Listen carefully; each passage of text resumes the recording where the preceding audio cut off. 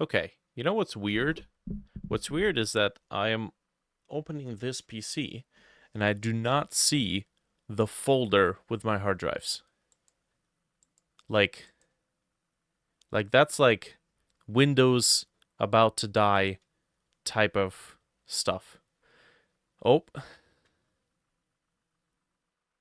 okay. Yeah. This is some weird stuff. This is happening on the recorder computer though. So let's just pray to whatever omnipotent being is looking down on me that the file's going to be okay. Hopefully. All right. So, USB device not recognized. Oh boy, that's a good start. Cool. All right, let's make some props. Windows dying. That's a different one, but yes, maybe. Hopefully not. So, I have some props that I need to make. I need to make a what is it? Vines or not vines, roots. I need to make some roots. Okay, so um, modular roots, or at least roots that can be reused. Okay. Also, it's stormy. Perfect work weather. We're gonna make some roots here. We need to make it snap to the surface. Okay. Let me scale this to 2. And we need to make a couple of different roots. These are the sort of roots that permutate into the building. So we need to, yeah, we need to make the roots adhere to a particular style. I don't know what I'm saying. Let's get the path, geometry. Okay. Now, when we draw this, you can see the roots do climb over each other. And then we can mess around with that. Cool. All right. So I need to create standard roots. I need to create corner roots.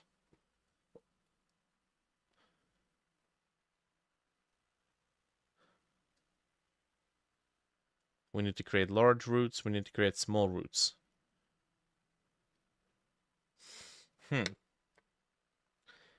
I think if we want to automate this stuff, I may want to figure out how to do this with geometry nodes.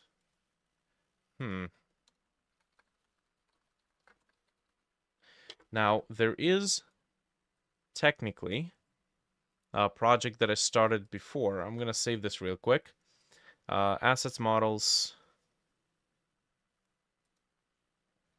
This would be props. Props what? Foliage? Oh, wow. Foliage. Okay. We don't need a folder for this. So this is going to be indoor roots, or I guess just root systems. Ooh. It is thundering outside. Perfect work time. Okay. Let me open this. We have vines. Okay. These vines. Oh, yes. I think this is one of mine. This does not look like it was made with a particle system. What is it? GeoNode vine test. There we go. So this is the geometry node system that I had put together from a common YouTube tutorial. What do we got here? So I need to make sense of it. I don't want to just copy paste. So we're going to open up a new instance of Blender. There we go. And then we're going to open up the root systems. Go here and then here. All right, so we're not organizing thickness right here. Okay. So this is going to go back to 0. We are, however, organizing geometry nodes. Make a new one. And then geometry nodes. Cool. So what do we start with? We start with, we have the geometry input, which we are apparently not using. Oh, no, we're not. We're not using it. Cool. Okay. We're starting with, what is it? Group input. That is these inputs, which is this one. Okay. Got it. So there's a geometry piece of data that goes into set curve radius. Okay.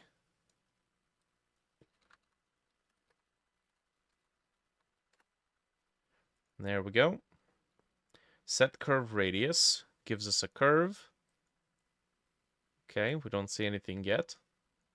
Now it needs to have geometry, which is this. It's a type. This is a property.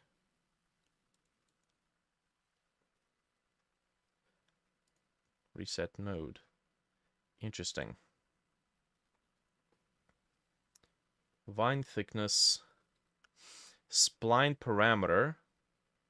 Spline parameter. Interesting. So let's add that.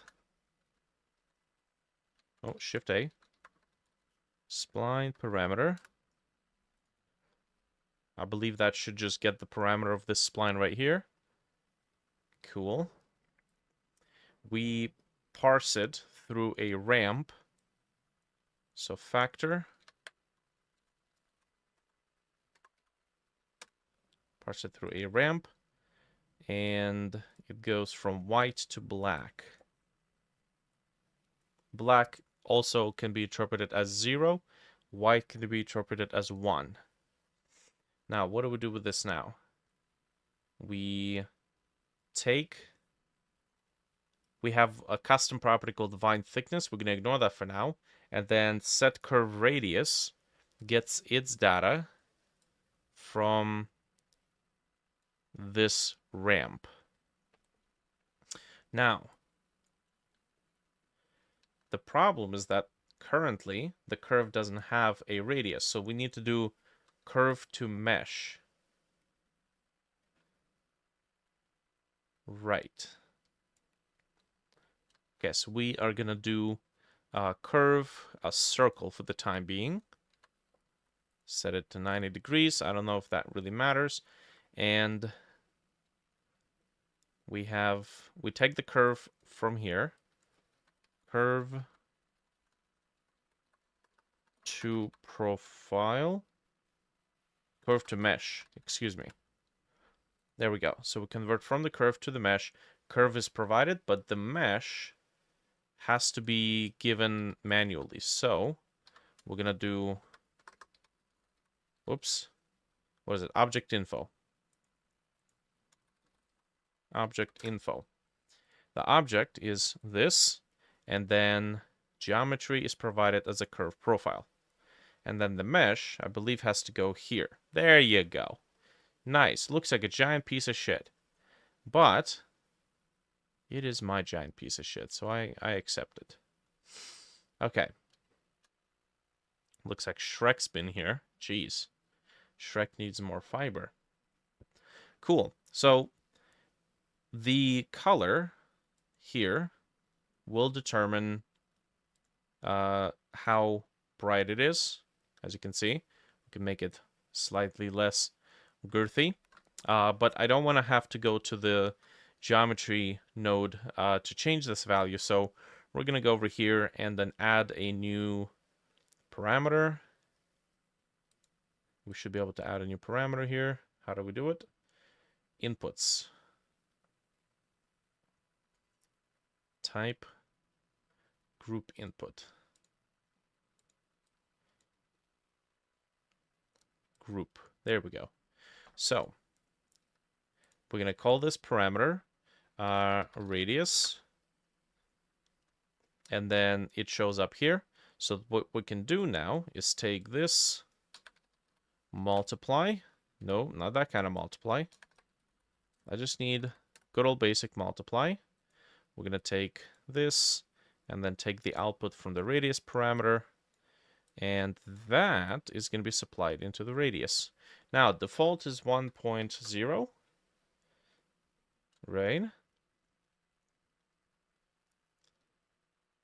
Right.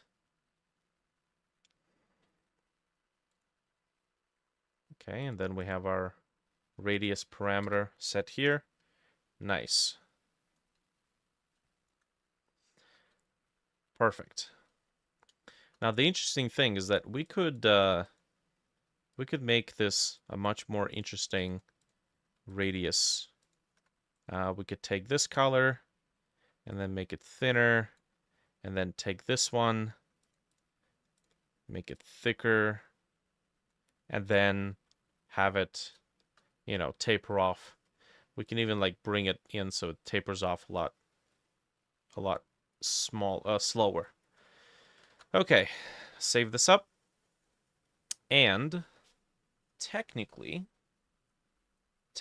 for now, this is all that we really need. Okay, just this sort of root system. Now, I could have done the same thing with just a curve, but then every time I paint one of the curves, I have to click on the tip, and I have to scale it down, and I have to do so manually. Okay, so for now, I'm going to keep this the way it is. And then, of course, this right here, this profile, we can always adjust it. And as you can see, that causes the whole root system to adjust with us together. There we go. Okay, we can make this flat.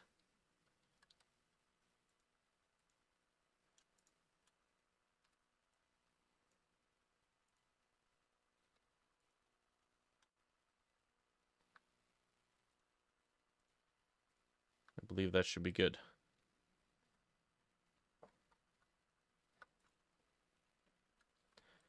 And scale it down. Nice. Okay. So that's what we got. So we should be able to now go back here. And yeah, we should be able to just paint up a storm. Grab ourselves the pen. There we go. Okay. We're going to have to double check how big this is. Also, I believe right now, it's just... Oh, nice. I think it actually painted on top of the other vine. Not this one, though. Oh, there we go. Just gotta give it more resolution to work with. Cool. All right. Works for me. Okay.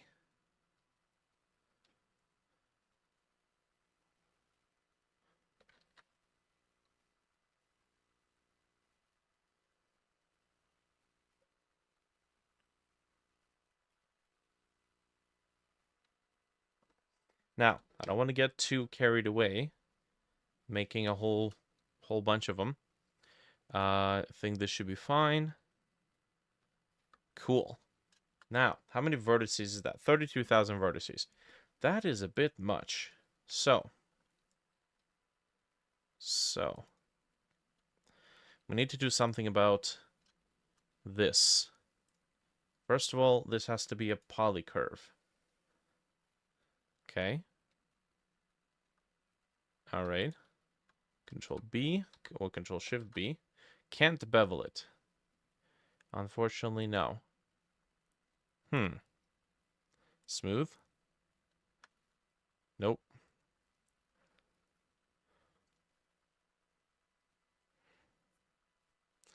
can't really do other handle types here because it's poly. Actually, hold on a sec. If I were to convert this to a mesh, convert to mesh, would it not work? It wants a profile curve.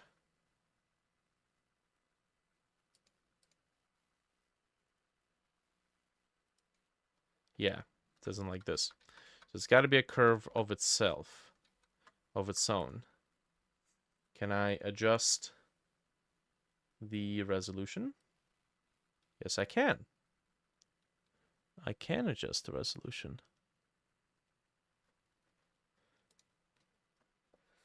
5,000. I think that's okay. Can we maybe not make this a cyclic curve? In which case we could perhaps save ourselves on some vertices. That does seem to be the case. There we go. Okay, so we got 4,000 vertices. Sure. And we can also adjust, I think, the resolution of this curve. Oh, okay.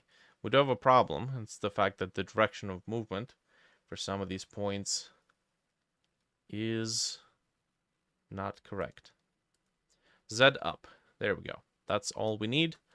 That's good. Now, we can reduce the resolution of the curves themselves. And now we're down to 1,000. Nice. Beautiful. Okay. Okay, so this is going to be root system.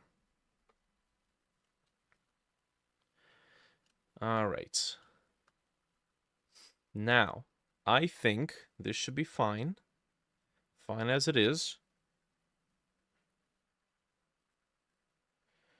Hopefully, we will be able to make or find a texture that can be set as triplanar map texture that has nice root, wood, maybe a little bit of moss already on it.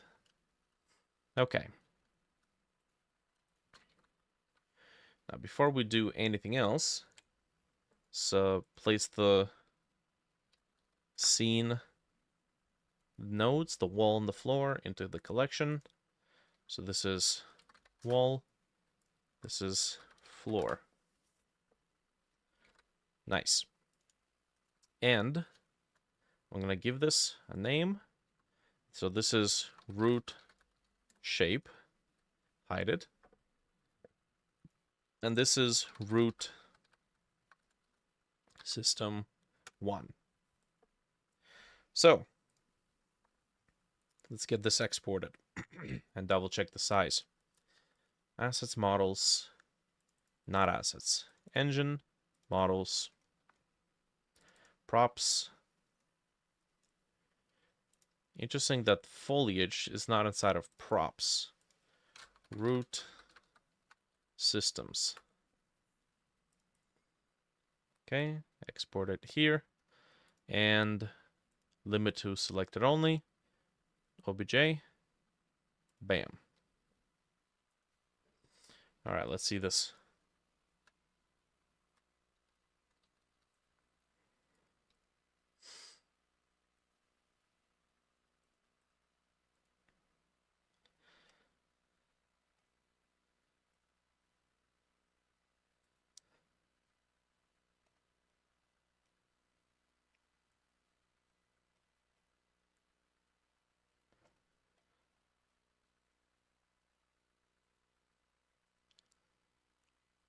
Cool.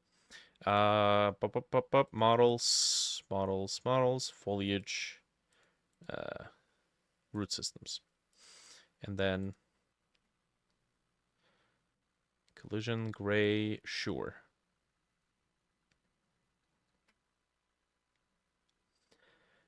It's gonna go objects. I don't think this needs collisions. I think they'll be too annoying. Let's see.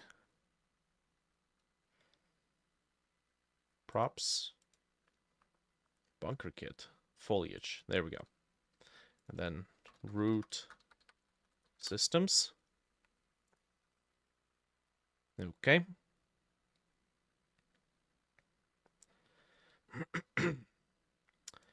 And that's it.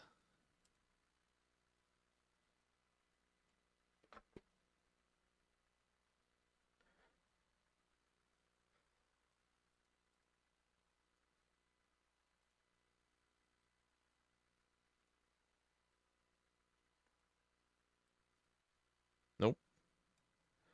Root systems. Okay. So that is either upside down or inside out. That's inside out. Okay. Got it. Easy fix. Take the root shape. And then segment switch direction. And this way I don't have to worry about going through the objects and converting them to mesh and doing all that stuff. I don't think we have to do that. There we go. Nice. Okay. Why don't we take a look at possibly finding a texture that we can use here. Let's see.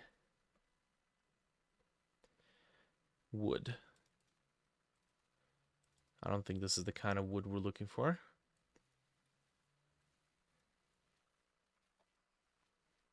This is like processed wood.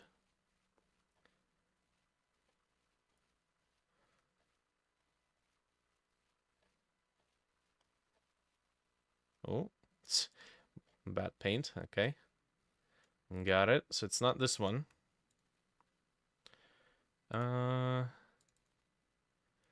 Pavements, roads, marbles, fabrics. Nope. Organic. Sci-fi. Maybe. Ugh. Bloody guts. Interesting. It's the brain. The brain root. Yeah, I don't think organic is what I'm looking for here. Huh? Tree bark. For the nether, yeah. I think we can do some really gnarly Doom-esque stuff for the nether. Twisted tree bark. So there are some tree bark textures here. We could probably use some like that. Okay, wood. Let's see here.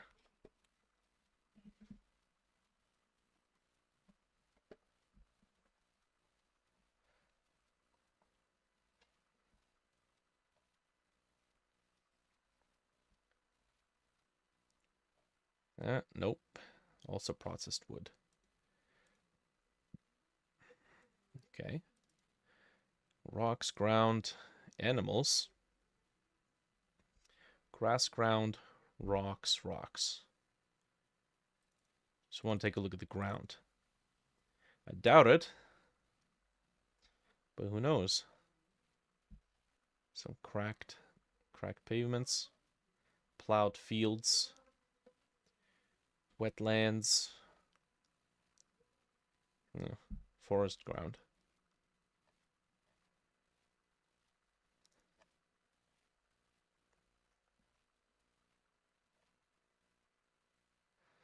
Oh, more tree roots. That's interesting. Maybe we can make some decals out of that. Okay. Come on. Mossy something. Physical 6. Okay, this has imperfections, clay, glass, paper, plastics. No. Asian roofs, blinds, old wooden walls, oriental walls, ornamental floor, pattern wood, wood panels, wood parquet, wooden logs. Okay, that might have something. Let's take a look. It's like the very last one. Oh. No. There we go. So that's not it. Parquets. These are the sort of tiles you can like use in a large Hitman-esque hotel level, you know? Large luxury pieces. You can use this wood in the old buildings. Hey.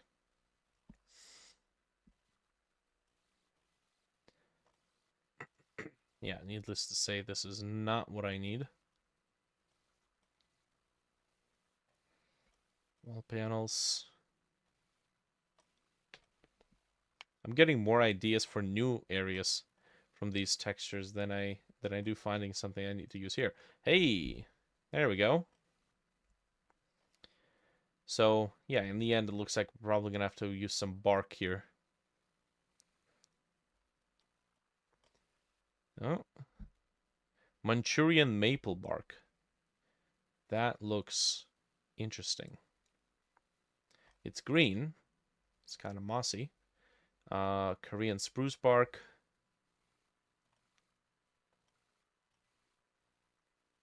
Japanese. Oh, Japanese alder bark. That has a little bit of moss in it. This one looks interesting, but I think I like this one more. Okay. Ooh. Himalayan dogwood. This one looks good. Edgewood bark. Okay, so this is it. This is where we'll find it. Chinese white. Let's go with this one, I think. Maybe not. Looks a little too much like lizard skin. Ginkgo tree bark. Ooh. That could work.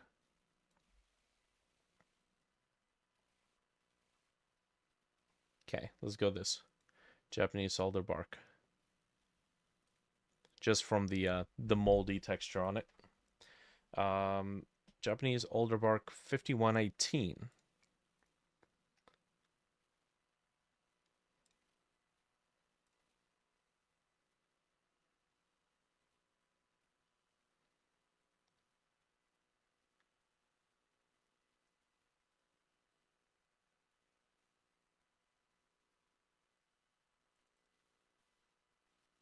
Okay.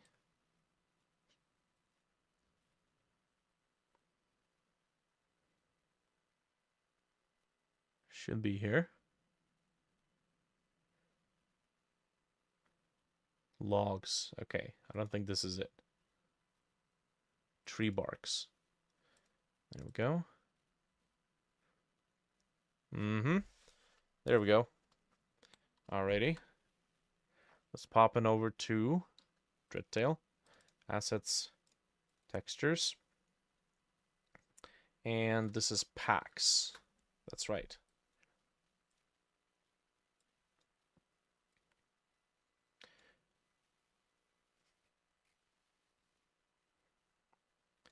Nice. Now, we're not going to go for 4K. I think this is like a 2K maximum type of deal.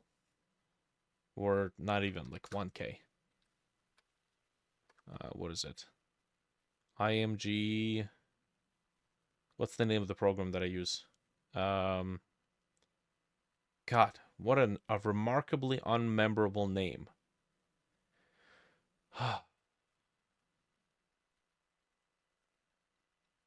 Oh my God. The name of the program is the red lizard icon. Jesus, what?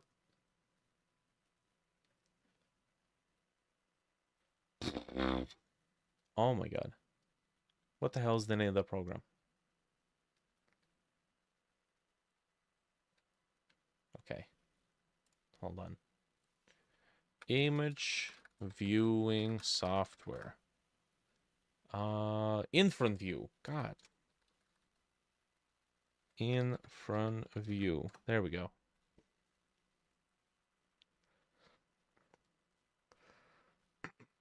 Yes, that's the one. Welcome, Stephen. I see you joined in the background just to lurk in the shadows, and then you're like, ah, damn it, I need to sacrifice my incognito state to help this idiot out. There we go. Ambient occlusion, diffuse, normal, metallic. Metallic is black, so we'll just set it to 0. Normal, OpenGL, and then roughness. Pop that in. You have to go here, and then 1024, 1024. Start batch. Okay.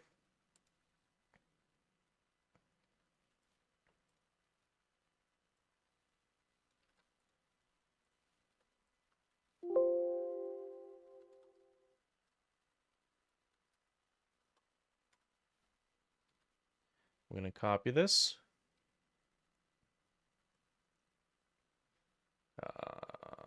Dreadtail, engine, textures, packs, and then pop it in here. Give it a sec.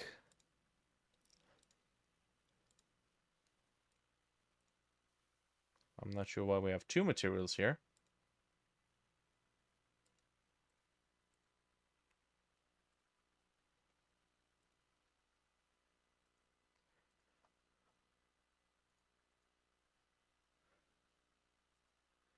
Textures, packs.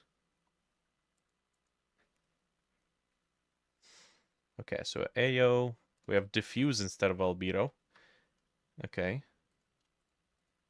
Normal.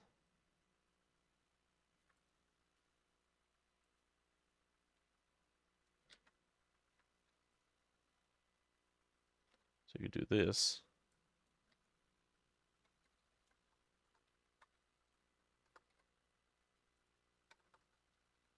I need to maybe add this as a template here.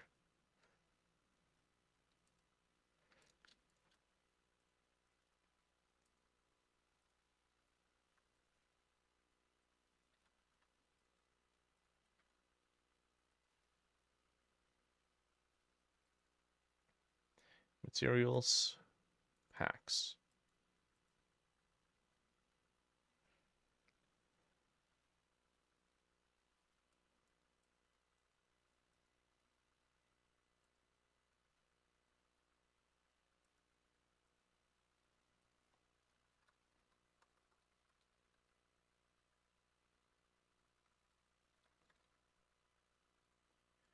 Okay.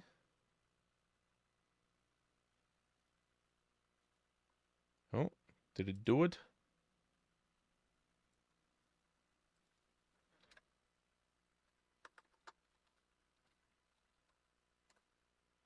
It did do it, but it did not populate it.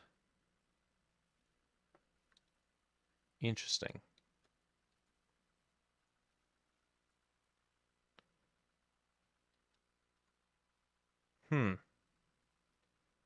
Okay, that's interesting. So it didn't populate the material. Occlusion is AO.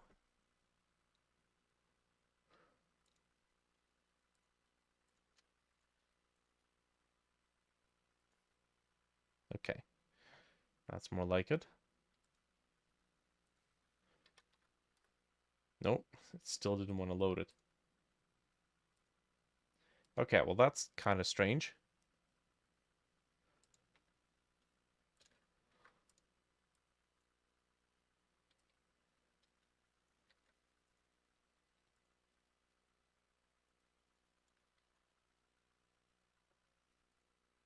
The plugin broke.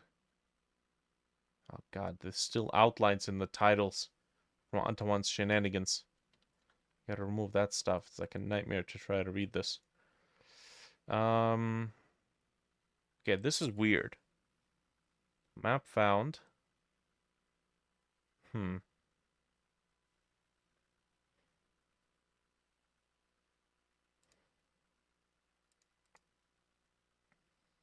Normal OpenGL. Roughness. It clearly creates a material. Huh. 200% more productivity though. Okay, so it should be here. Materials, packs. Quick load. Nope, not quick load. Load. Materials, packs. Japanese, nope. It clearly does not load it. The data is there though.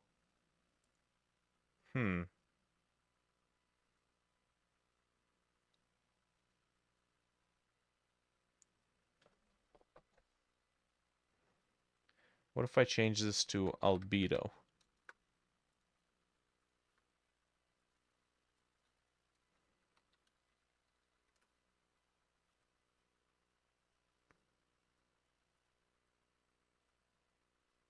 Oh, geez. This is why I have the plugin.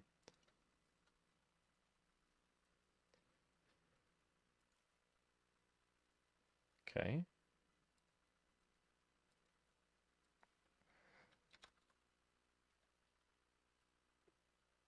This is texture. I need to quick load. Hold on. Is it a file format type thing? Does it not accept it? It definitely does accept it.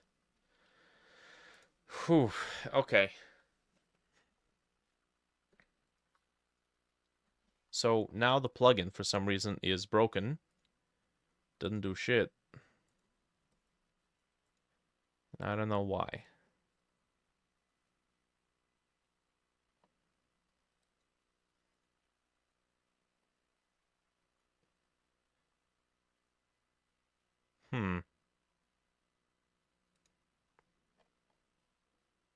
Okay, so the saving process goes, nope.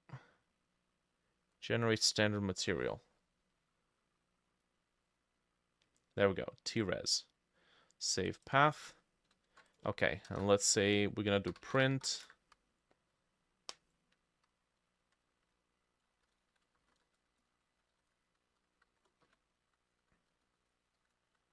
Material saved to here.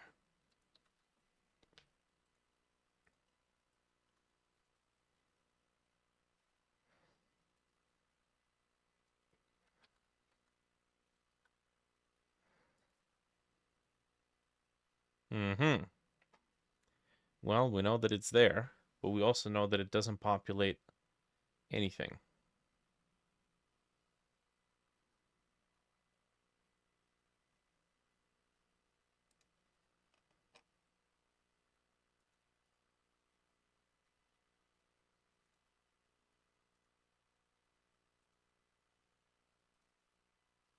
Is everything not populated?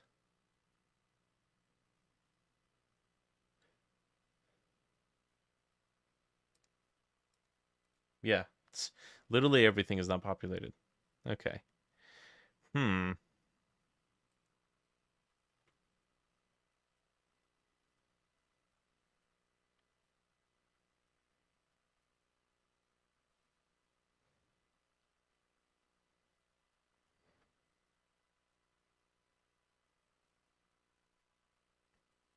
Now it does say right here that maps have been found.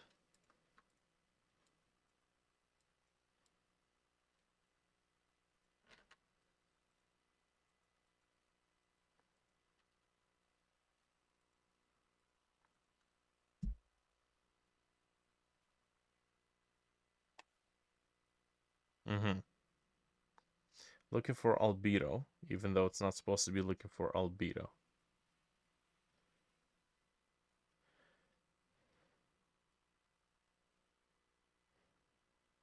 Or it's looking for, it's not really looking for, it's comparing.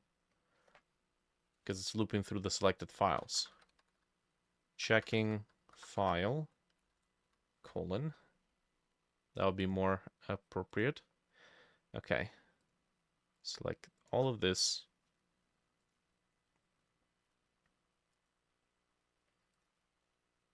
Oh, interesting. It deselects everything after the fact. Okay, check in file albedo, but it didn't populate it.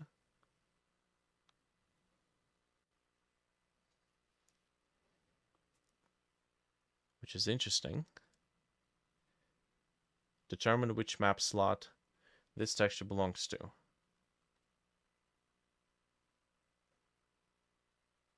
It says diffuse. And here it says albedo. That's why it didn't show it.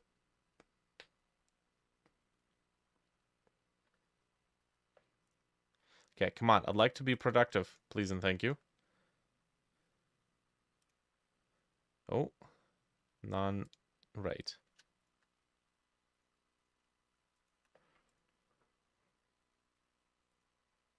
Oh yeah, I clicked on create objects.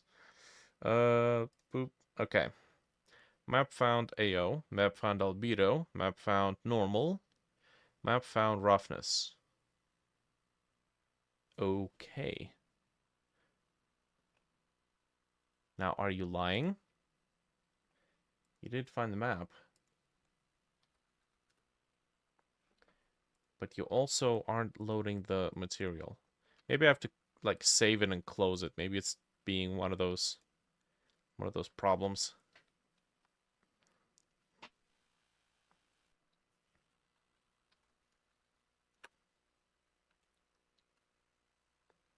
Okay. Where the hell is this thing?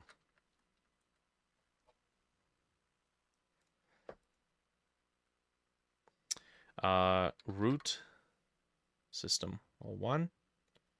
Place it in here. Go to the scene.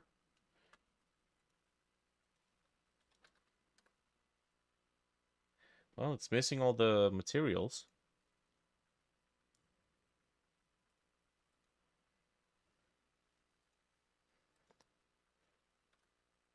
What if I do this?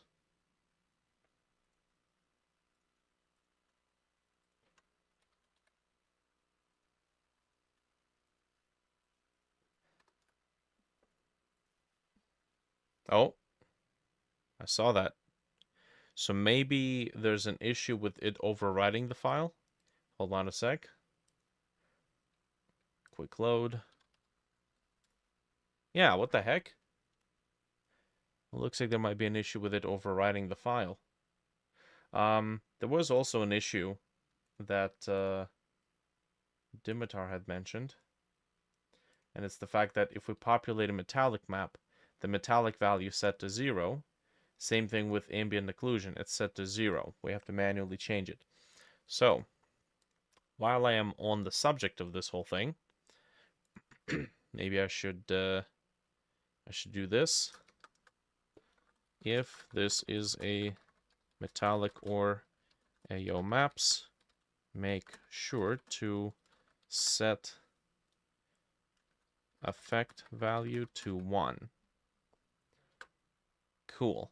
Now, how do we know that? We know that because we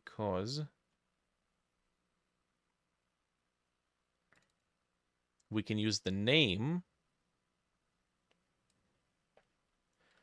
Okay. And then we're going to nest it here. So if the name, I guess we can just do match statement because it makes sense. If the name happens to be map names, AO. There we go. Then we take the material and we shall set AO underscore light effect.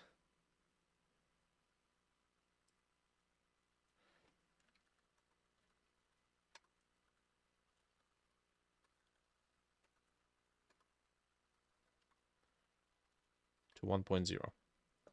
Okay, and if the material happens to be metallic, yep, Then talk to the material.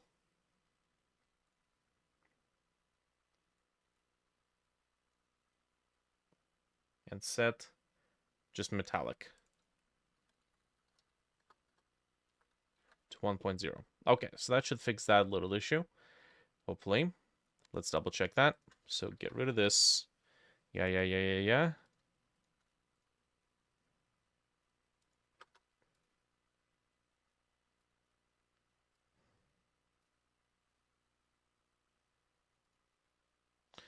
This is actually a little weird.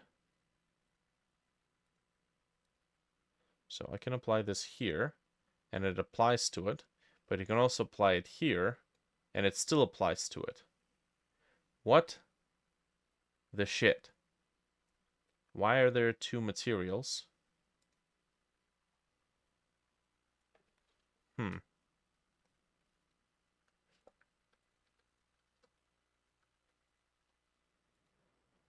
Ooh.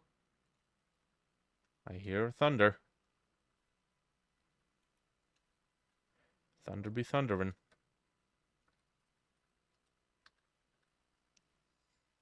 Okay. There isn't really a lot of height to it, and it's also really bright. I'm gonna give it a bit of a greenish look.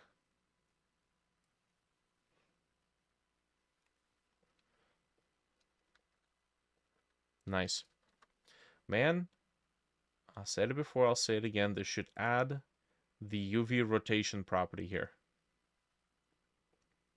They gotta do it. I think if we rotate the entire vine to face in the z-axis, it would help, but that doesn't change the fact that they definitely should do it.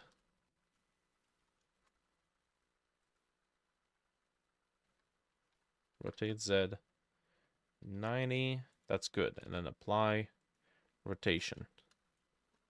Okay, so if I do this and extract, this should now assume the proper orientation, and then the bark should flow. There we go. Should flow with it. Now it doesn't really flow, but I think it'll be okay if we do it like this. Actually, there is a bark texture that is squiggly rather than just going down a single predetermined path.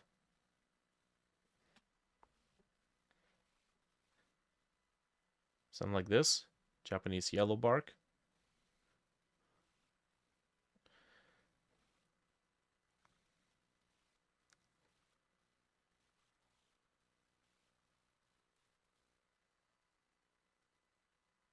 I might want to use this actually. Japanese fantail willow.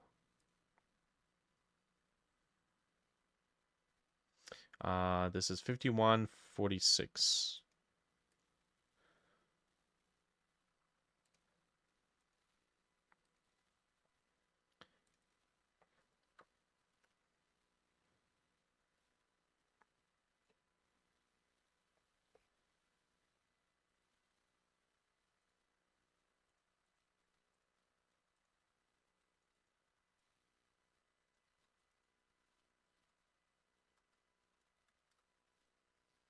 Mm-hmm.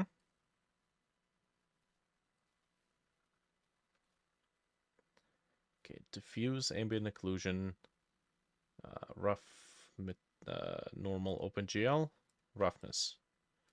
There we go. Extract it here, start batch. Cool. And then back up, copy, just open another project folder. Engine, textures, packs, bam, Japanese fantail willow.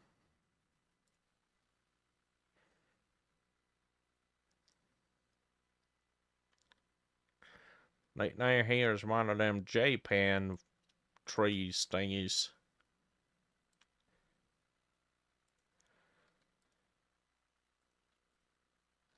Oh. practicing my hillbilly voice, you know, for once I go off grid. Apparently it's a rite of passage. Okay. Boop. Oh, it did something. Blue channel discarded.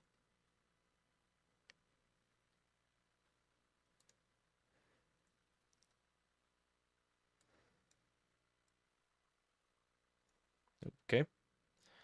So. Oh, yes, that's right. We gotta close it and reopen it.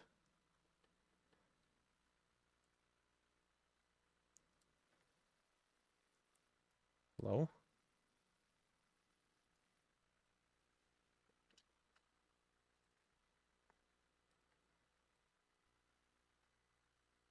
Hmm.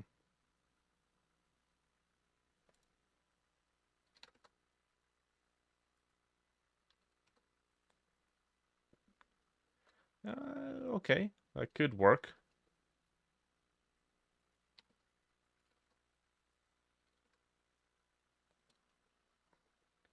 Okay, it's a little bright though.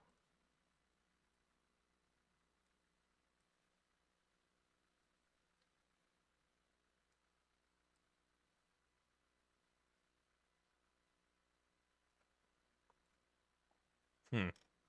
To be honest, I don't want the whole thing to be yellow. And also, roughness is 1, metallic. We have no metallic. But I am gonna make it just a little glossy. The ambient occlusion is set to 1, so we know that little fix works. But the color, too dang bright.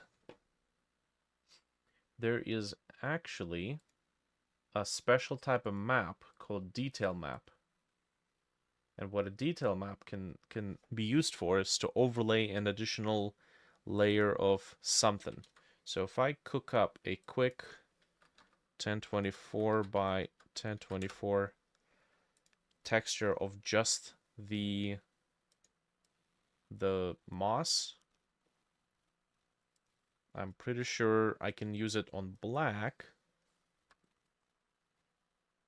and just blend it in. Let's go. Texture.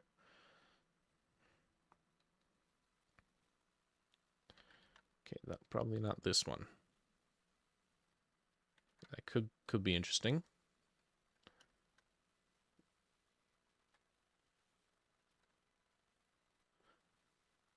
Yes, there we go.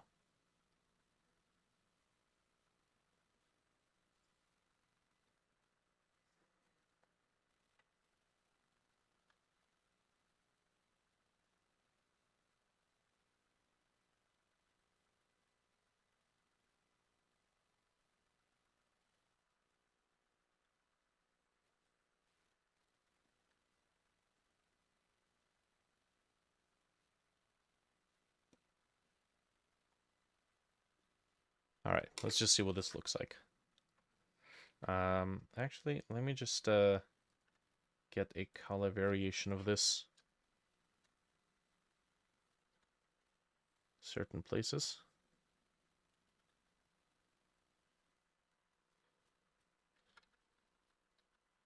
New layer.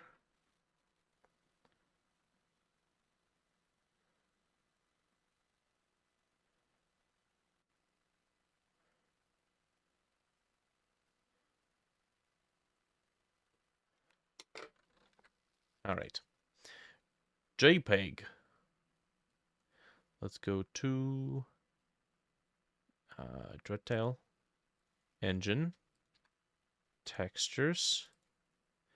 This is technically painted seamless, and this is Moss Overlay. Okay, so go here, Mask, and Albedo. That's interesting. You can supply a mask. Let's see. Moss Overlay, and blend mode will be multiply, which multiplying on black means that it's just black. So it's got to be white. Unless, instead of multiply, we set it to add. Okay. Sure. Let me double check this. So if I do this... Oh.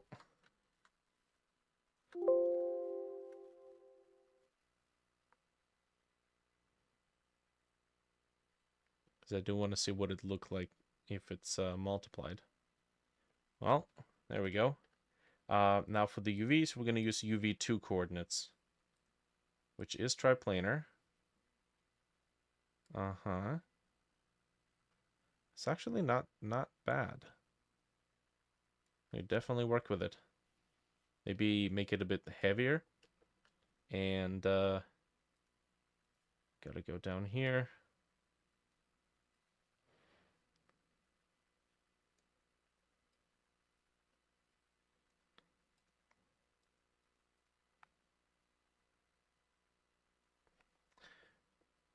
Okay, I think we need to make the normal map a little bit heavier.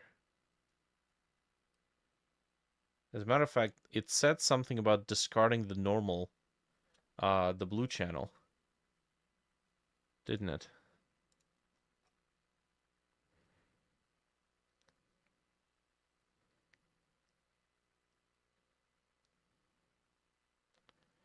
Oh, normal OpenGL. Texture detected as used as normal map in 3D, enabling red-green texture compression to reduce memory usage. Blue channel is discarded. What the shit are you talking about?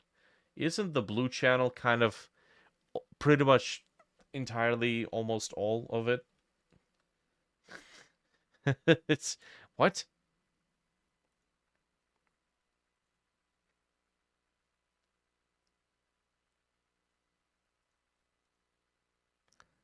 Roughness.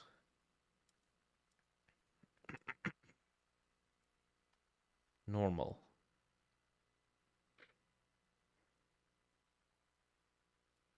Because I can clearly see that there's something wrong with this texture. It's missing something. What the heck?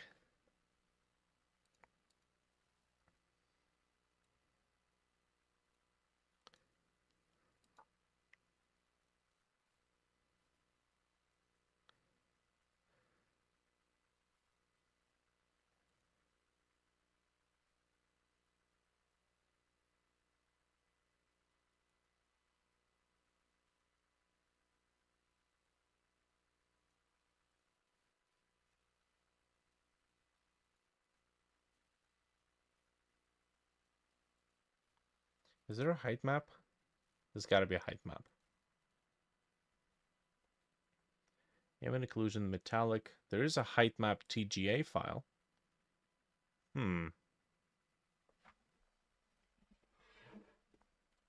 Okay.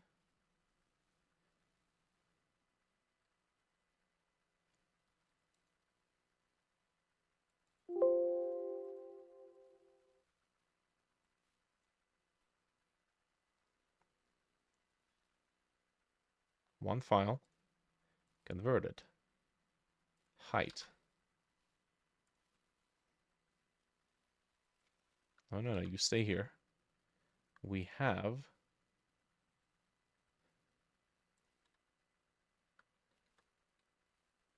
packs.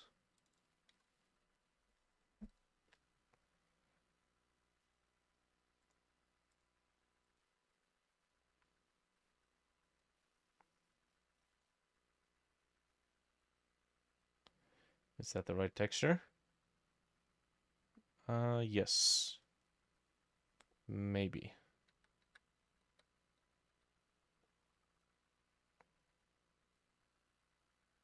This height map doesn't do anything.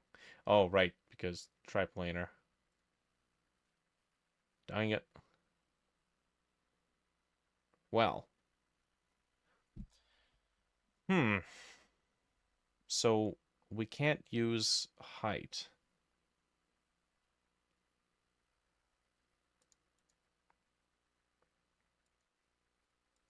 If we disable triplanar, we're gonna have to UV map the whole thing. So that's where we're stuck with. I think we might just have to do that. Because I think height map might produce a very nice effect. Let's see. Okay, so if we do convert to mesh, it is now an actual mesh.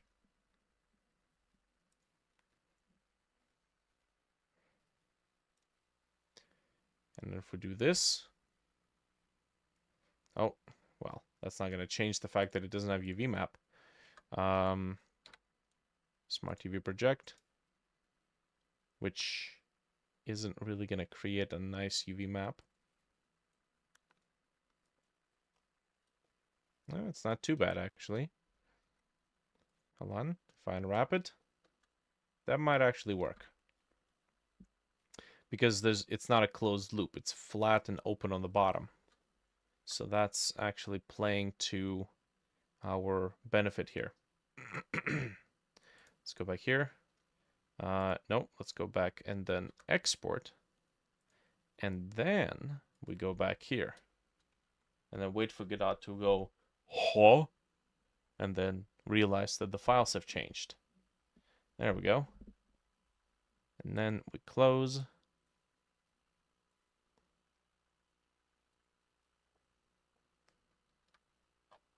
Cool. And then we open. Yep. There we go.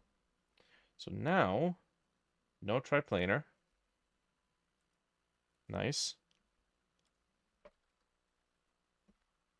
Set it to 2, which actually, that has definitely helped with the flow of the texture.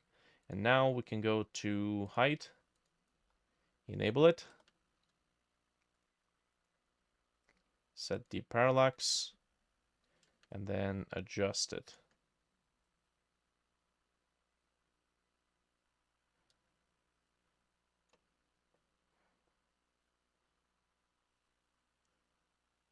It's a bit much.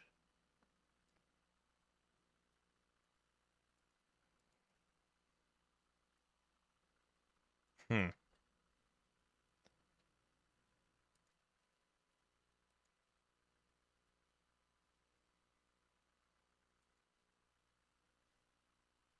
Interesting. Ah. Looks like we'd have to disable deep parallax in both of these cases. Okay. Well, that's cool and all. But I want to disable... Huh. I want to get the glossiness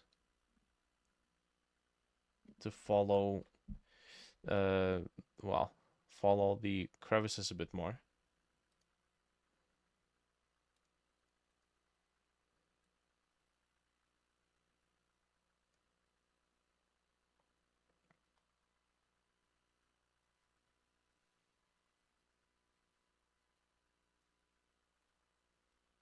Also, it kind of feels like the green of the moss isn't looking all that great with the multiply effect. Let's try additive.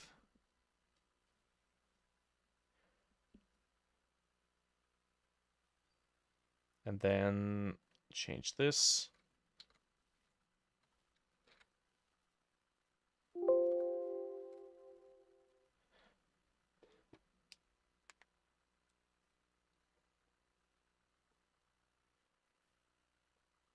Okay. Interesting.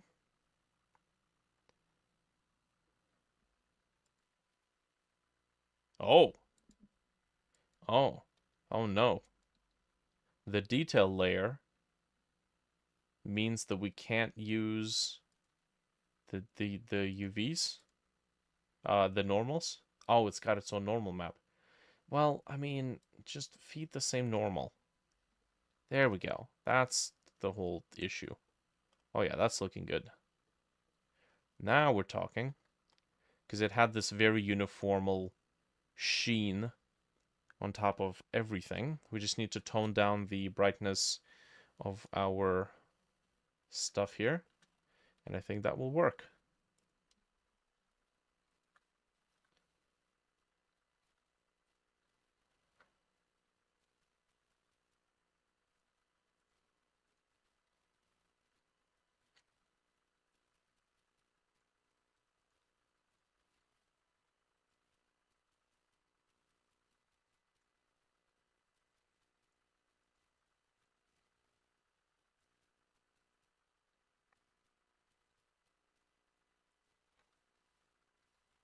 Nope.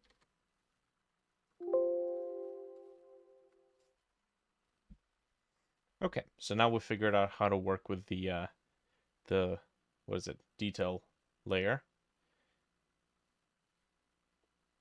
Yeah, nice. Cool. Of course, when we get in here, that's what it looks like in here. Could rotate it.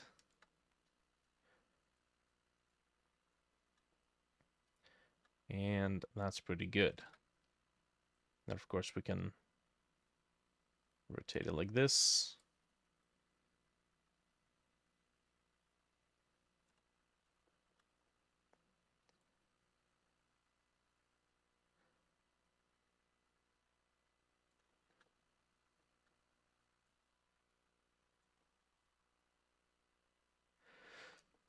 Nice.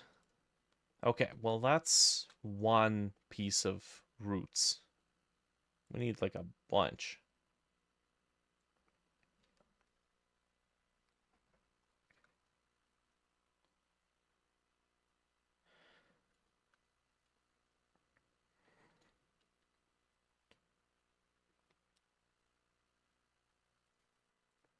Now, in hindsight, the entire process should be fairly straightforward now.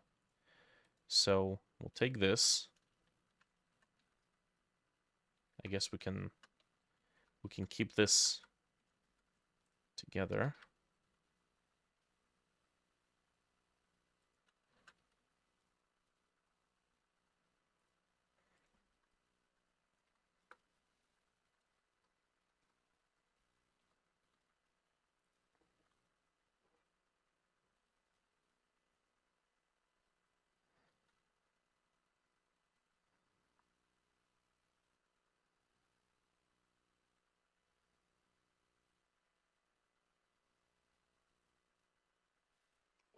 Mm-hmm. Now, the question is, can we change the properties on a per modifier basis? Yes, we can. It is based on the instance. That is good. Okay.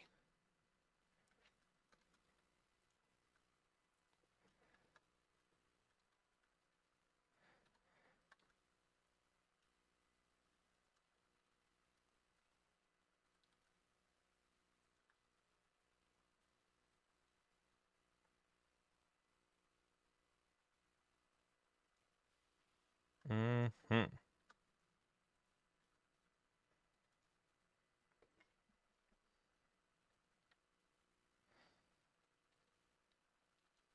Let me see. That starts to fall off.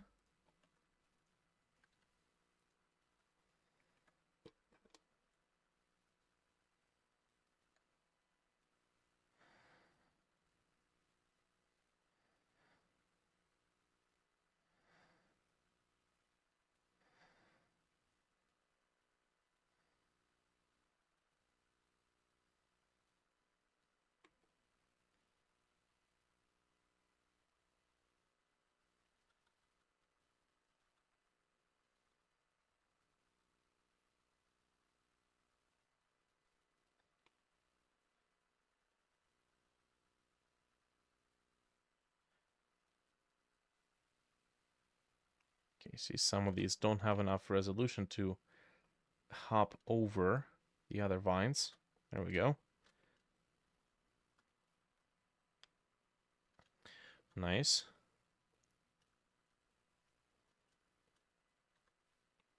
Okay, we can adjust the thickness of the vines. Hey, hey, Vishal, good day. Good day indeed. Okay.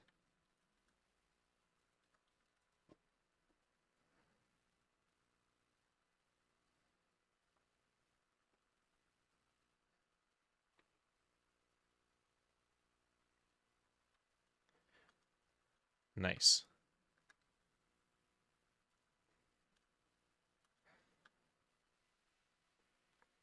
Okay, what else do I want to make here?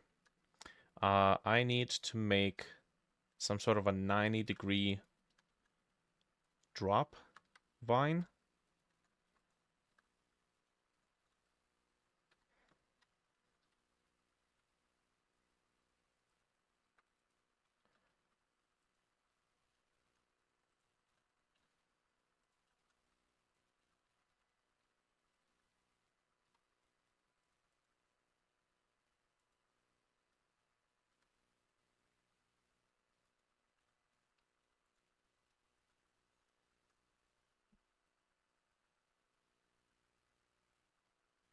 Okay, well that's cool and all, but that's not good. The Z up is messing with this. Minimum? A little bit.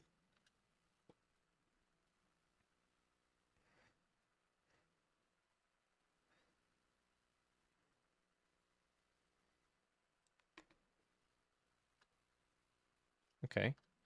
We can always ignore the little bits and pieces here.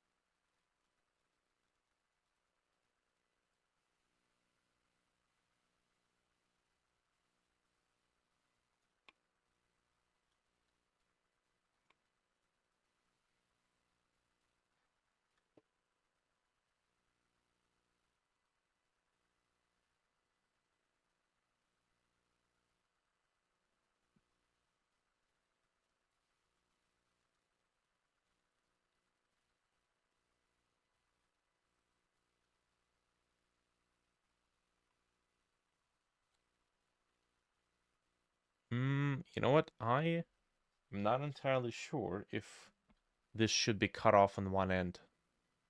I feel like we should probably make the root shape a different root shape for this one. It'll be a filled one.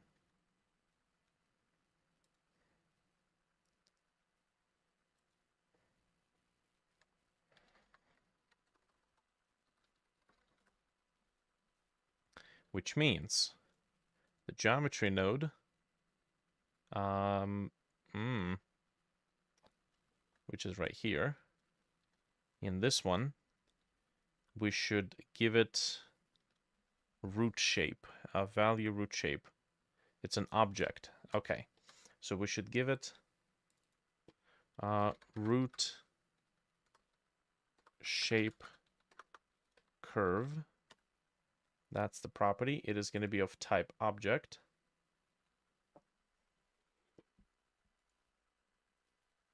We're going to connect it here. And then this means that this one, we're going to take that shape right there, lift it up. So this one is going to be using this whole one. All right, and then these ones are all going to be using the half one. Okay, so that's actually quite handy.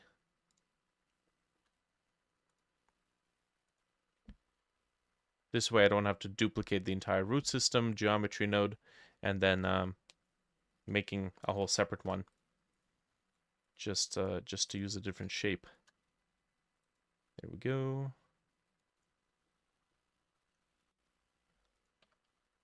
Okay, so now I can continue with this.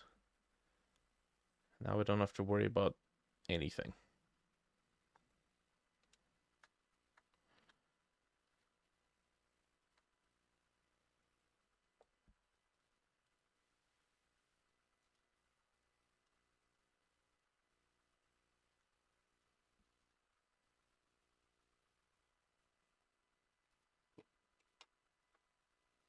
Okay, now we do have to convert this to a mesh, and we have to unwrap.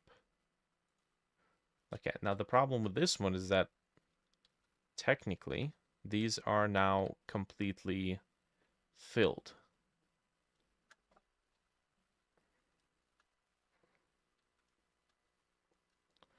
So unwrapping them isn't as simple as just selecting a single edge.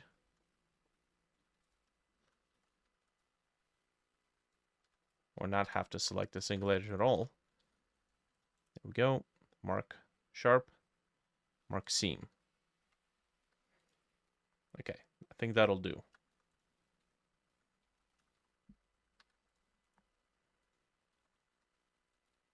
At least converting this into a mesh isn't so difficult.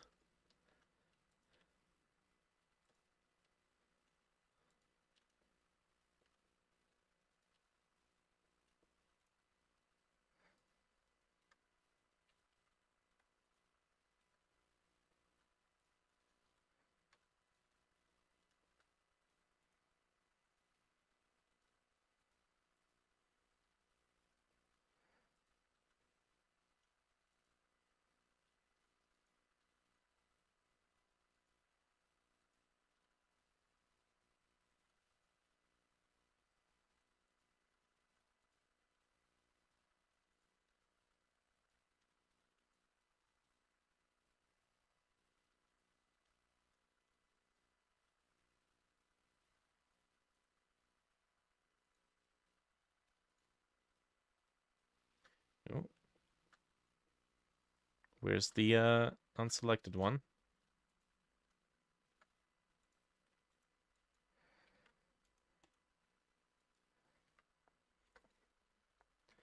There we go.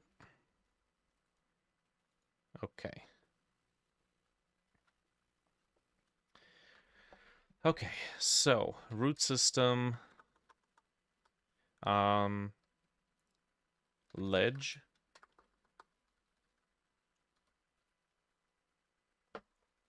Ledge one. I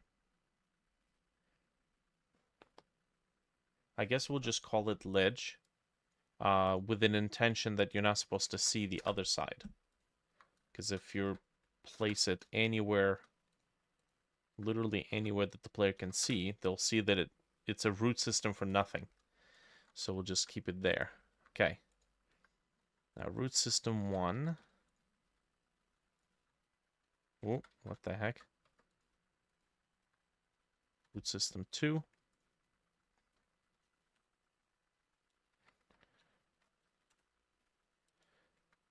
3 and 4.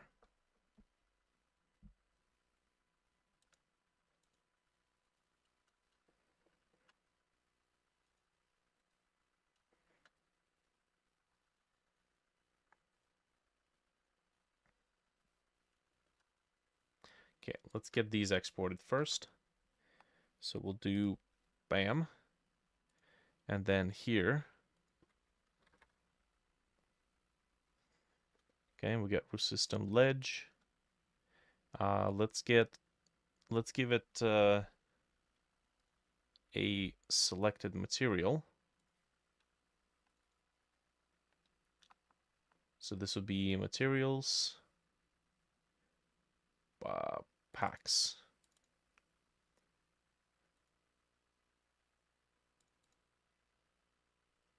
Okay. Now, no collisions. This is actually going to be just mesh instance 3D.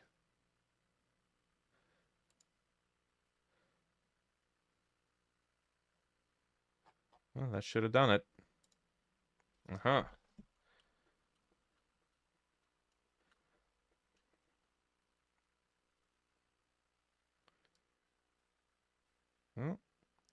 Well, if it wasn't for the awkward location and for the fact that the material isn't... Oh, that's an OBJ file. That's what am I complaining about? I did actually goof up on the point of origin. Okay. Center of mass,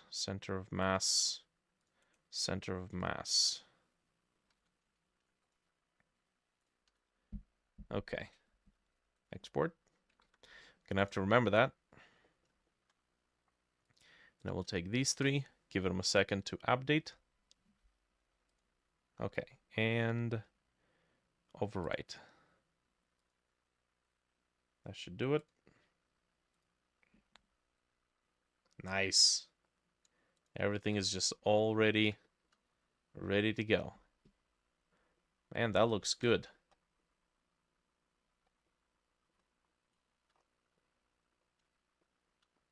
And the seam isn't really too horrible.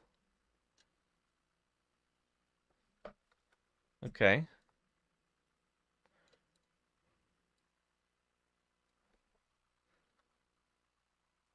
Yeah, you know what? I think this will work out just fine.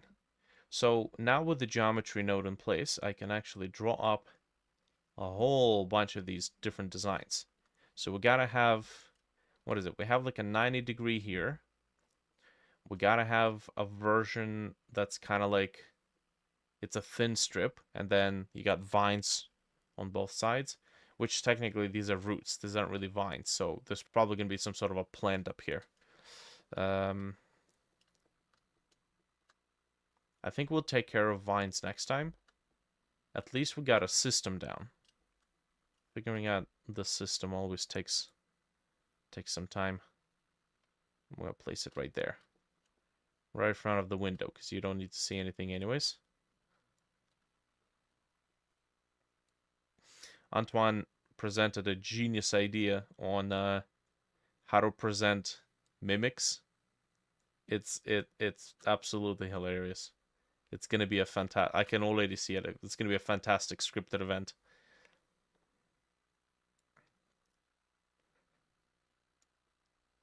I mean, I know everybody's a developer here, so I don't suppose it's a problem if we spoil it. What do you think, Antoine?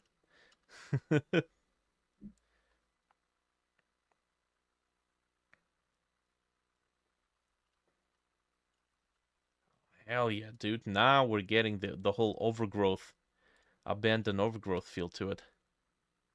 We're in the clear. Got it. Spoil away, I say. So Antoine has a really interesting space where before you access the largest storage warehouse, you get to see it from a like a control room, maybe like a security checkpoint. It's a place where you have a bunch of control panels and you get to enable the light before you can enter the warehouse. And it's a big ass window. It just gives you this spacious view of the warehouse in front. So you flip a switch in order to turn the lights on inside, and then as soon as the light comes on, it's a single light pointing in the middle of the warehouse, and all you see is just this mimic scurrying away into the darkness, into all corners. And then you're like, ah, shit.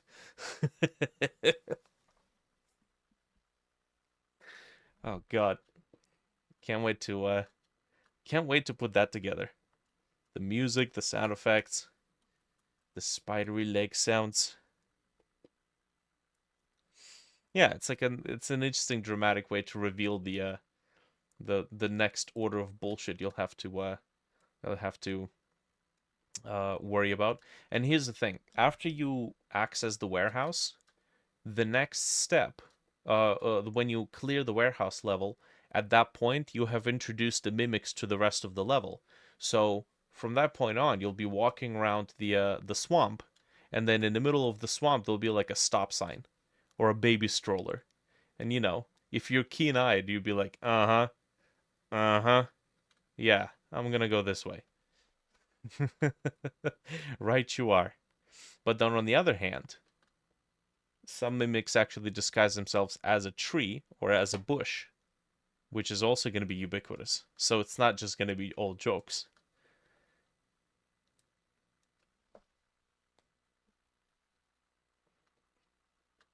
Okay. Okay, so this is good. I guess maybe I'll do the due diligence and oh, get all these other elements in place.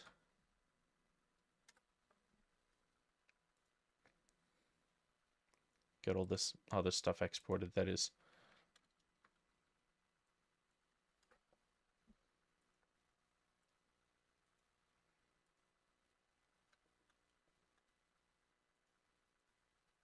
Oh, interesting. Oh, that's that one. Okay. So this is root system 1. This is correct. And this is ledge 1.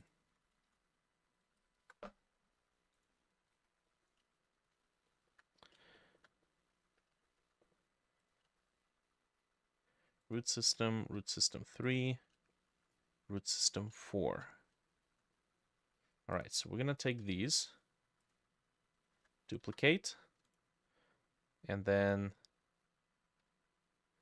convert to 2, 3, 4. Let's make the originals convert to mesh. There we go. All right. Hide this, this, and that. And then these ones are easy because these ones, yeah, these ones we can just UV map by selecting everything, press unwrap. There we go. Okay, so these ones are simple. And then, okay, so they all have to set origin, center of mass. Let's not screw that one up again. And then export. And then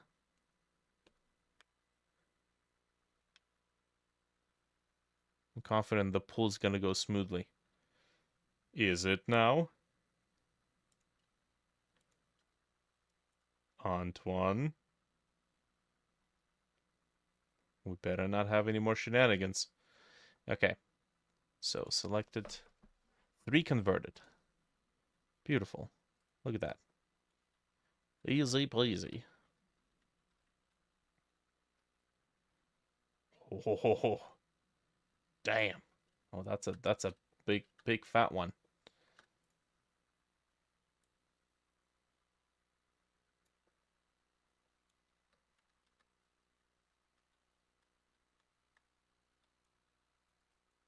Whoop. Man. You didn't mess with my plugin. You goddamn better not have. Okay. Let's go here. That's another big one. Let's go for the small one.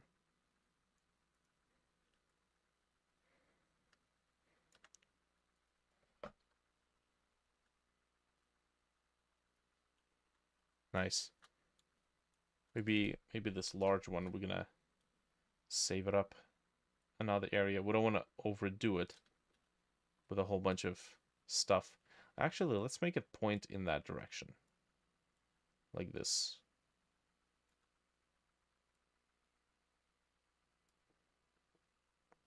Oh, or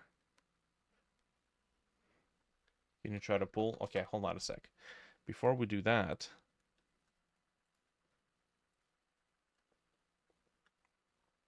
let me see here. Root shape. Okay. So root system. So these are wall systems. I'm gonna duplicate it. Okay. Root system. Center. And then we're gonna do center 1. Delete this. And then this one is going to be more like a spring. Ooh, that's too few vertices. Come on now.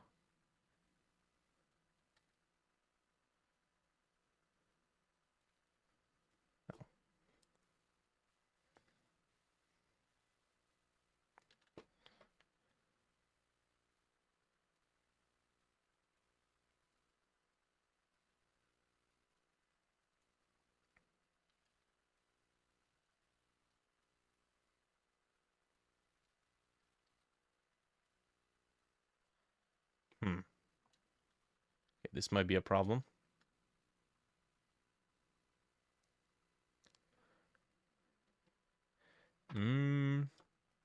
I think we might have to make a duplicate. Root system wide.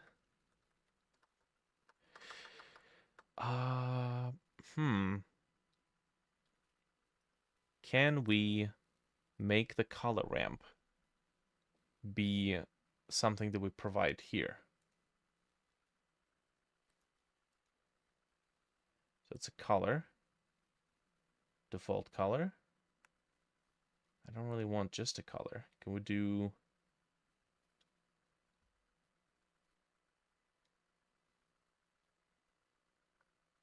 We could do a texture. All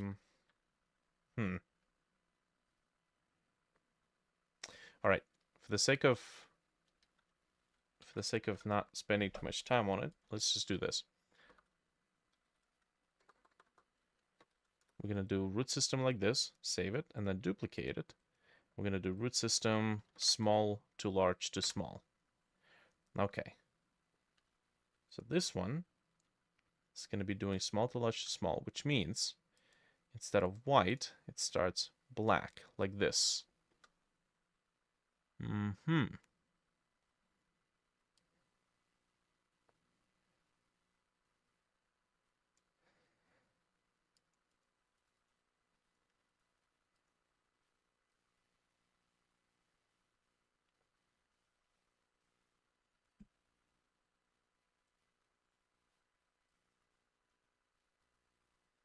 Okay, and I think this one might have to use...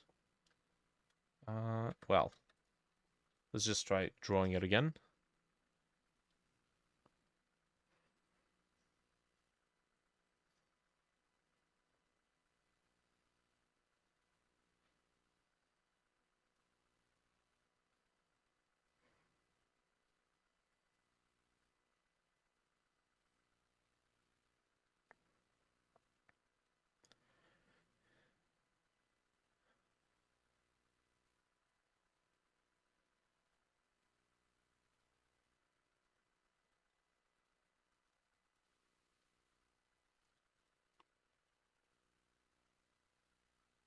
Seriously, it looks like a congress of wild brown bears ran around and just performed an organized shit attack all over the ground.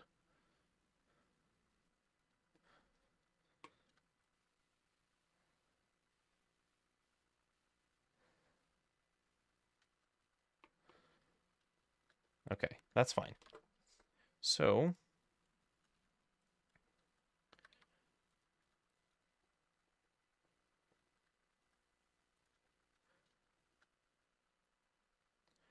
center one, we're going to hide and convert to mesh, unwrap. Okay, good. So these are still halves. So we can still unwrap them this way. And center of origin, mass.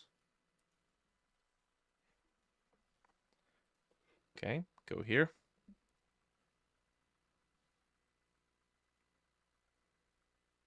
We should really rename these to root system, what is it? Wall or flat? There we go.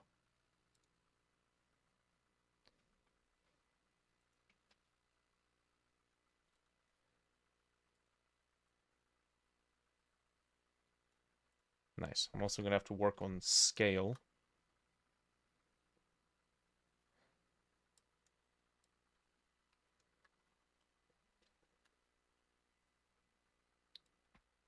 Cool.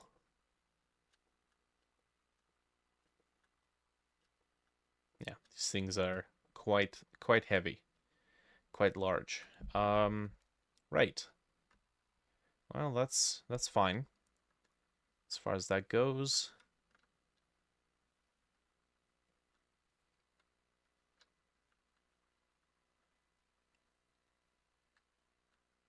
Cool. Now,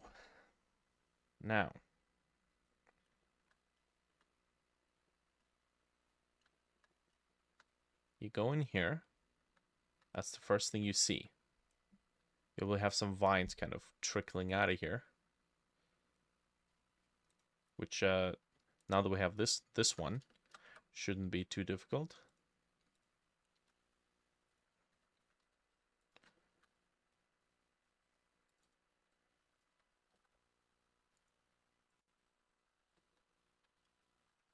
Okay.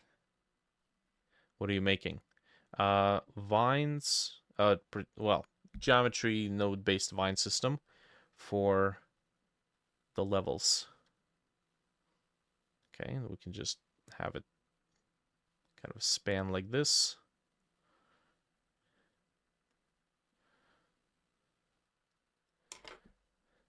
Cool. As a matter of fact, this curve, we can reverse it. No, doesn't do much. Cool. Reduce the width. Just rotate it a bit.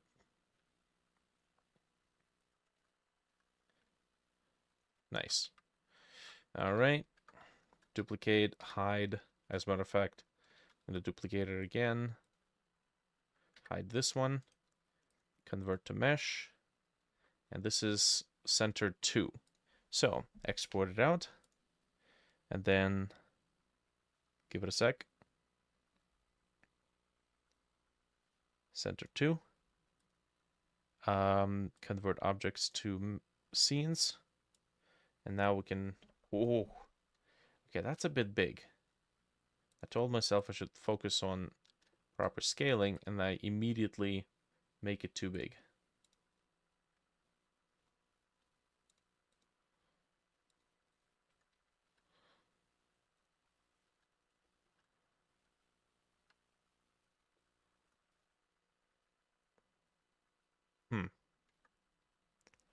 Okay, could we subdivide this? There we go. Otherwise, it seems a little light.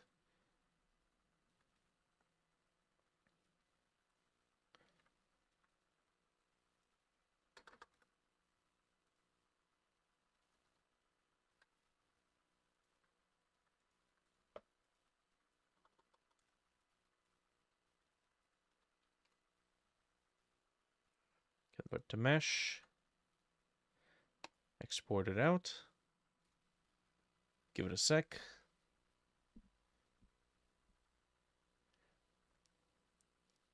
Okay.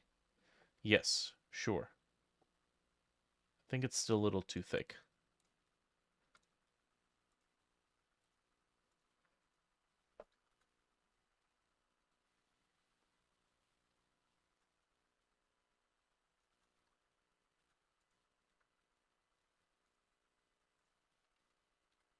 Also, we didn't unwrap it.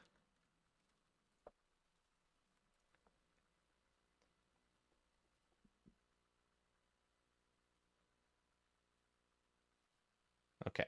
Now, the easiest thing would be to go here, center 2, convert it to object, have it override it, and bam. So we do this. Drop that in there. Now we got vines kind of trickling out of here, inviting the player in. It's going to break everything again. What are you doing over there? Okay, that doesn't make sense.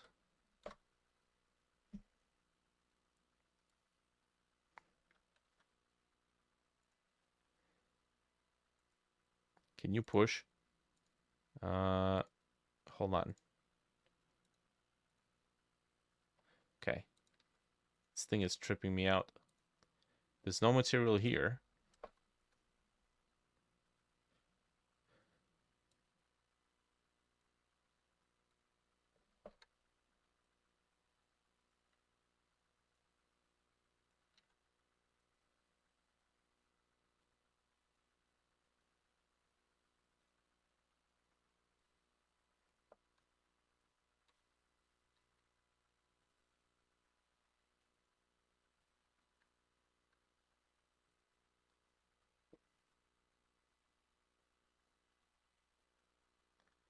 Okay, so that's menacing.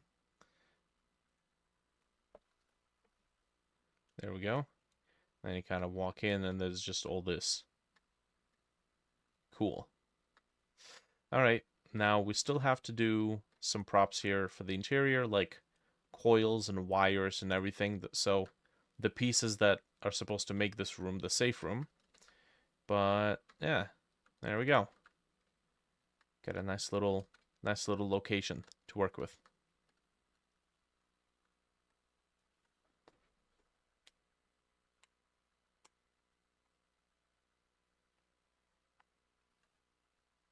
Okay, so I'm gonna push this out. Hey, look, 69 changes. Nice.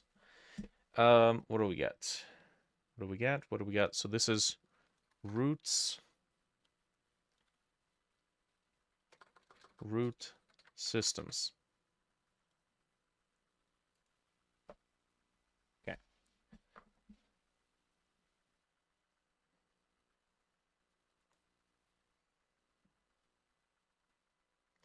There are commits in the remote, not present. Son of a bitch.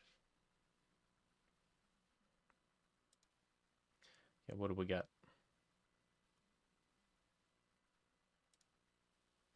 Push origin, and that should be good. Another 2 hours. Okay, I didn't quite get to do the moss, but I suppose that's fine. We'll work this out. Cool. All right, I think I'll wrap it up. 12:30. I think that's enough for today. Generic item GD. Oh boy. Why is there a change in the generic item GD script? Antoine.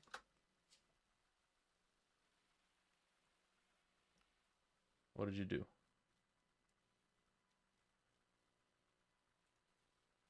Never mind, it's fine. When somebody says it's fine, it's precisely when somebody needs to check something.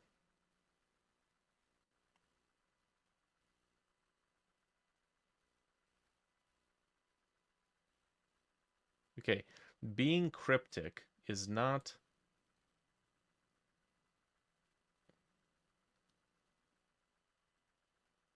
interaction parameters. Export groups, subgroup, like parameter categories. Okay, Antoine, being secretive is not a good way to introduce additional features. Because I've had to discard a bunch of your additions. Oh boy.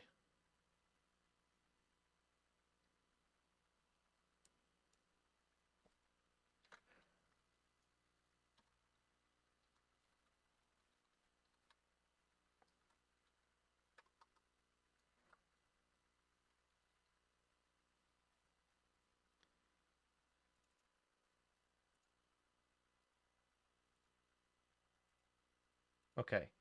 Is this all of this necessary? I mean, again, like, do we really need all of this? Do we though? Is has this really been such a pain in the ass that we need to organize it into subcategories?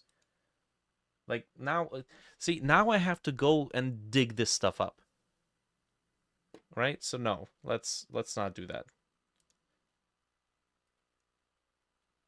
Right? There's a reason why it's just out in the open. It's because I don't have to do click click click and then go enter the values, right? So no. Okay, can you please not be changing any of the scripts without my say so? I'd really appreciate it. We've been down this with the plugin.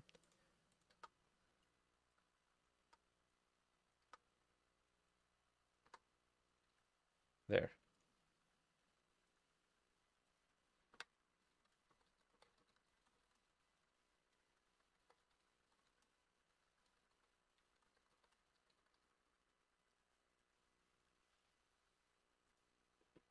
Yeah, we don't need any of the niceties. Not at this stage. Like I like being able to, hey, look at that. All the values are here. I don't have to go menu diving. Right? It's the sort of thing you understand when you have to insert the item data for the the 300th time, and then you realize, maybe nesting the stuff in submenus is not such a good idea, right? Okay. I pray that that Dimitar pulls the git so that he does not have to endure. That's what it is. Don't touch the scripts, right? If you need something done, tell me, I'll do it. Because guess what? The dev wars, I know, right? There's a reason there's only one programmer on in my projects. It's because I know where everything is at, I know how everything works, and if something changes, it is because I changed, and I don't have to bring myself up to speed about how everything works. Okay? Now, a bunch of labels is fairly minor, right? But I hear you've also been programming shit for Dimitar. I think it was something to do with the machete center point.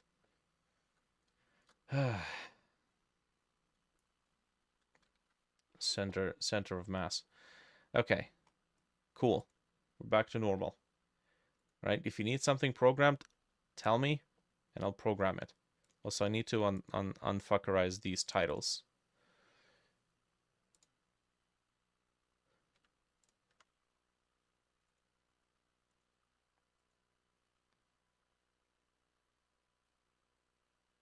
Like, this is actually illegible.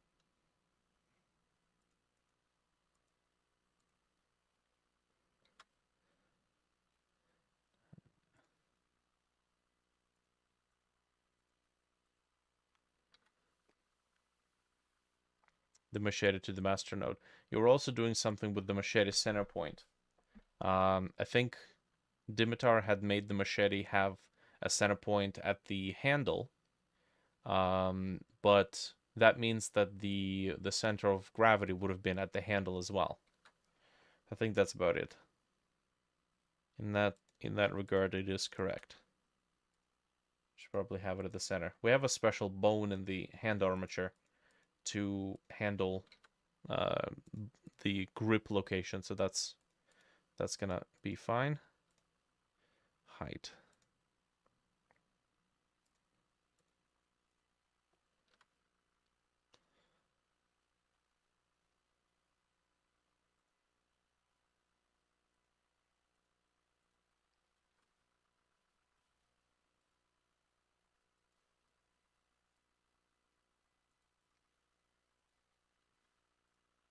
Okay, cool.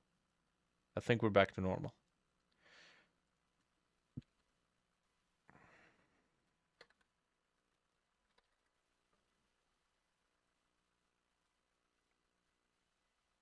Okay, no more, hey, can you push, can you pull, and then keep it all secretive and then expecting that I'll like it. I'll probably not like it. If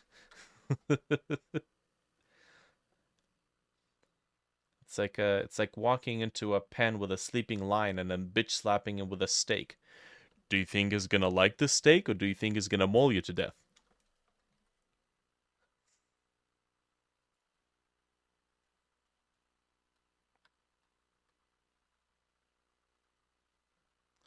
Okay, go see underground storage room with the broken terminals.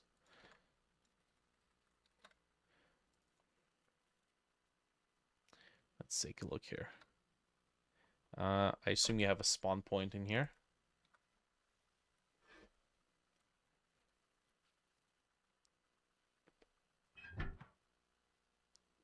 Right, no environment.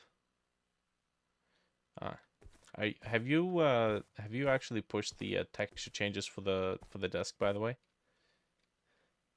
Oh, man, nice.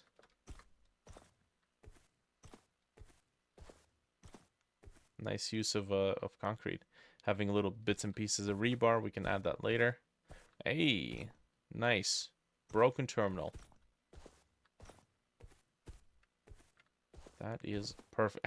you use Dimitar's nice. Use Dimitar's pieces. Is this a separate object? What happened with the keys? What the what? Hold on. What? What's Oh, you distorted them. That's what okay. Got it. Nice. I think we might want to maybe scale those down a bit. They're comically oversized at the moment. Okay. Other than that, yeah. It's pretty good. Although the keys being distorted, I'm not too sure about that. Maybe like detent some of them, make them intrusions, right? So they're cavities. Because this almost looks goofy. Nice. I'd say this is pretty good though. The Borderlands rust outline, however, that we've talked about this. We're gonna change that up. And yeah, you really like to lean in on like blurring textures, but that literally makes the texture look like it's coming from PS1 era games. So blur isn't exactly something you want to be using too much. Those are all textures. Got it. Perfect. Well, pretty good. Yeah. No complaints here.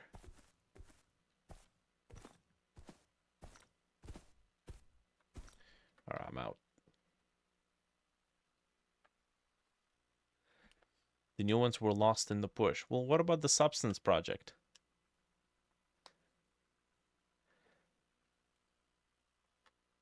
So when you say if they're lost in the push, that kind of tells me they're lost, you know? They're lost.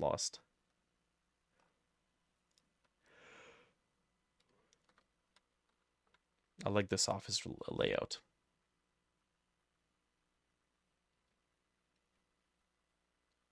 But you have them. Okay, got it. Just start with that.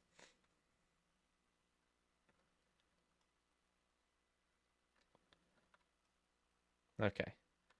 Nice. I'd say that works. Put some,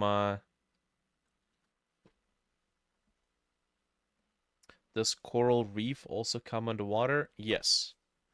Yes.